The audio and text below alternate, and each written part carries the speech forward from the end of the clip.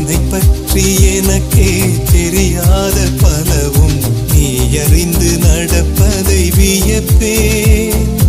உனை ஏதும் கேட்காமல் உனதாசை அனைத்தும்